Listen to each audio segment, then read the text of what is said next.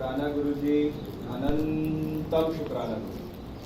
हर पल का, हर सांस का शुक्राना, जल को, लंगर को भोग लगाने का शुक्राना, अमृत वेला सत्संग बख्शने का शुक्राना, हर दुख का, हर सुख का शुक्राना, लख लख शुक्राना। आई हुई संगत का शुक्राना, सेवादारों का शुक्राना, छोटे छोटे बच्चों का शुक्राना।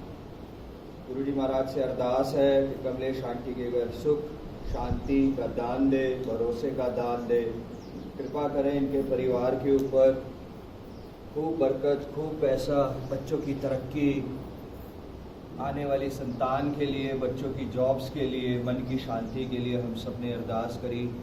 कृपा करें गुरुजी महाराज। जय गुरु जी। संगत जी, करीब आज का सत्संग बहुत सुंदर, अच्छे से सुनिएगा।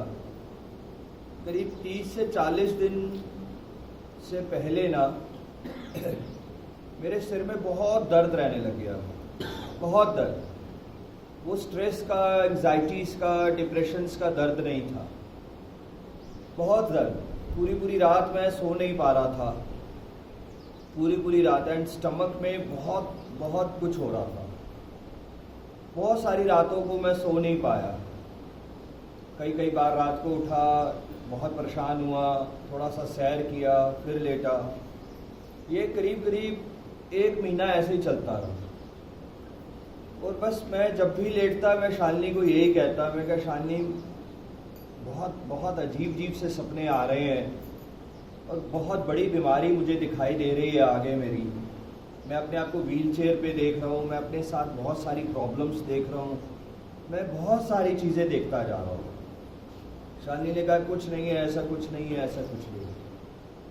फिर अगली रात मैं फिर सोता और फिर वही सब चीज़।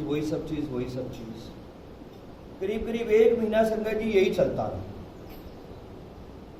उसके बाद करीब 17 मार्च से लेके होली से एक दिन पहले 17 मार्च से कोई ऐसी बात हुई अपने साथ ही, कुछ ऐसा हुआ जो एक छोटा सा प्रण लिया मैंने कि मैं अब जल और खाना नहीं खाऊंगा। मैं जल भी ग्रहण नहीं करूंगा, मैं खाना भी नहीं खाऊंगा। मैं आज गुरुजी महाराज से और संगत से माफ़ी मांगता हूँ कि गुरुजी महाराज कहते हैं कि ऐसे प्रण नहीं करने चाहिए। मगर जब मैंने वो छोड़ा तो वो जो प्रण है, वो जो चीज़ें हैं संगत जी, मैं केरला से बिलोंग करता हूँ, तो वहाँ आज भी ये सब तप चलते हैं। शिव की भक्ति के लिए ये सारे तप आज भी चलते हैं संगत जी। वहाँ आज भी वहाँ की संगत बर्फ़ पे लेटती है, आज भी वहाँ की संगत कांटों पे, आग पे चलती हैं और एक पैर पे खड़ी रहती हैं 2 4 5 दिन संगत। ये सब सच्ची बातें हैं संगत। तो इसी तरीके से प्रण लिया संगत जी कि अब मैं कभी भी खाऊंगा नहीं, कभी भी पीऊँगा नहीं, और कोई दिनों का कुछ नहीं था, ये चलता रहे संगत जी। 17 मार्च से लेके आज तक, कल शाम तक कुछ भी जल ग्रहण नहीं हो पाया, कुछ भी खाना नहीं हो पाया संगत जी। बड़ा, मैं अपने आप को ये नहीं कहूँगा, बट बहुत कठिन था। शालिनी ने कई बार सर्च भी किया कि बहुत पॉसिबल नहीं है कि 20-22 दिन कोई रह सके संगत जी। वो जितने भी दिन थे 20-22 दिन, मुझे कोई सिर दर्द नहीं हुआ, मुझे कुछ भी नहीं हुआ, मुझे कोई भी प्रॉब्लम नहीं हुई, कोई भी चीज़ नहीं हुई।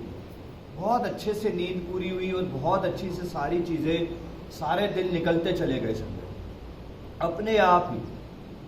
बहुत सारी चीज़ें, बहुत पॉजिटिव होता चला गया मैं, दिन पर दिन पॉजिटिव गुरुजी महाराज ने हमेशा ही रखा है। पर इन 20-22 दिनों में सारे दुख, सारी प्रॉब्लम्स ऐसे ख़त्म होती चली गई कि समझ में नहीं आ रहा था कि ये हो क्या है। कुछ भी सोचा नहीं था। कल संगत जी, कल मैंने शालिनी को कहा, मैं कहा शालिनी अब जल पी लेता हूँ मैंने शालिनी से पूछा, ऋषि के पापा और राम अंकल आए थे परसों, उन्होंने भी यही जिक्र किया और कल डिसाइड हुआ है ऐसा करने को। संगत जी अब सत्संग सुनिएगा। जब कल ये डिसाइड हुआ ना संगत जी, उसी के आधे घंटे बाद एक रितु दीदी है पंजाबी बाग से, कई बार गुरुजी महाराज ने उनको यहाँ बुलाया है। आधे घंटे बाद उनका फ़ोन आया, कहते शलभ अंकल टैगोर गार्डन में एक सत्संग है, वहाँ की एक आंटी को एक सपना आया है। उनके सपने में आया है कि जहाँ गुड़गांव अमृत वेला इतने समय से हो रहा है, उन अंकल को बोलो कि उनके ऊपर बहुत बड़ा कष्ट था जो आज वो ख़त्म हो गया, और आज आके इस दरबार पे माथा जरूर टेके। जैसे ही मैंने शालिनी को बोला था कि जल पीता हूँ, और ठीक आधे घंटे के अंदर अंदर उनका मैसेज आ गया। वो मैसेज 2 दिन पहले नहीं आया, वो मैसेज 2 दिन बाद नहीं आया, वो मैसेज आया नहीं। और मैंने संगत जी कल फिर जल पिया, और मैं गुरुजी महाराज जी से और संगत से माफ़ी मांगता हूँ कि गुड़गांव के सत्संग में भी जाना नहीं हो पाता समय की वजह से, यहाँ की सेवाएं रह जाती है। तो मैं और शालिनी ने कुछ भी नहीं सोचा, हम दोनों टैगोर गार्डन चले गए। हम दोनों के दोनों टैगोर गार्डन चले गए। मैंने कहा शालिनी बस ऐसा ऐसा एक मैसेज आया।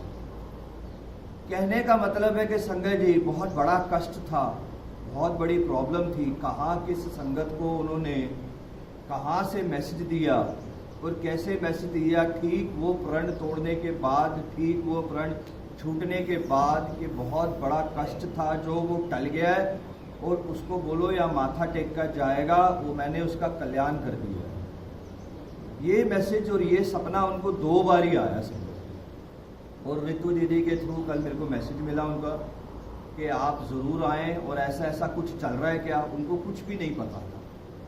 मैंने कहा हाँ ऐसा ऐसा चल रहा था, मगर आधे घंटे पहले ही, आपका फ़ोन आने से पहले ही ये ऐसा हुआ है। और गुरुजी महाराज ने फिर दर्शन बख्शे, फिर हम दोनों वहाँ गए और माथा टेका। कहने का मतलब है संगत जी कौन से कर्म कहाँ कटते हैं, किस वजह से, किस प्रकार कैसे कटते हैं, किसकी मौत, किसकी प्रॉब्लम्स, किसके दुख कहाँ ख़त्म होते हैं, किस प्रकार ख़त्म होते हैं, वो ये जानते हैं।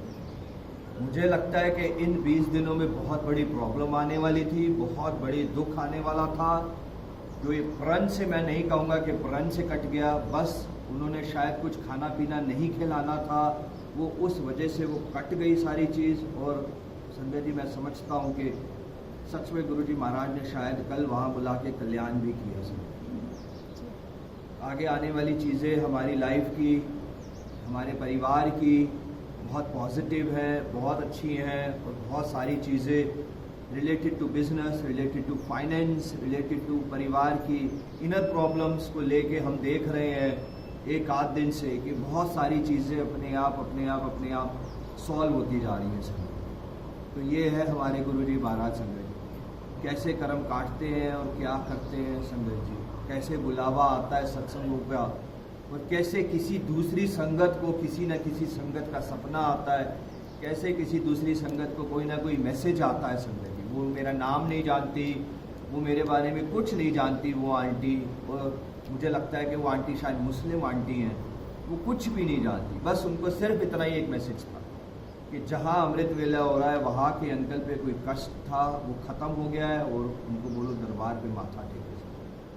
कोई छोटे छोटे मैसेज है संगत जी, हम सबको संगत के थ्रू ही मिलते हैं, हम सबको संगत ही ये सब मैसेज देती है संगत। मगर हम सब इतने मूर्ख हैं, हम सब इतने नादान हैं, हम सब इतने बेवकूफ़ हैं कि उन मैसेज को हम समझ नहीं पाते और अपनी लाइफ में इग्नोर कर देते हैं सर। बहुत वैल्यू रखते हैं गुरुजी महाराज, साक्षात चोले में नहीं आएंगे हम सबको कोई भी मैसेज देने के लिए। वो जब भी हमको मैसेज देंगे संगत जी, या तो शब्द वाणी के थ्रू देंगे या किसी संगत के थ्रू ही देंगे संगत। व्हाट्सएप पे, फेसबुक्स पे जो भी मैसेज आते हैं वो संगत के ही होते हैं संगत, या जो सत्संग शेयर करते हैं उनके थ्रू वो आप सबको, हम सबको कोई ना कोई मैसेज देंगे संगत। तो मैं फिर से गुरुजी महाराज जी से इस प्रण कर माफ़ी मांगता हूँ और शुक्राना करता हूँ इनका कि इन्होंने इतने दिन तक मुझे ज़िंदा रखा, इतने दिनों तक कोई तकलीफ़ नहीं होने दी इन्होंने मुझे, कहीं भी कोई भी चीज़ की संकट मुझे छू नहीं सका, क्योंकि ये संसार में है और हम सबके बीच में है, हम सबके दिलों में। जय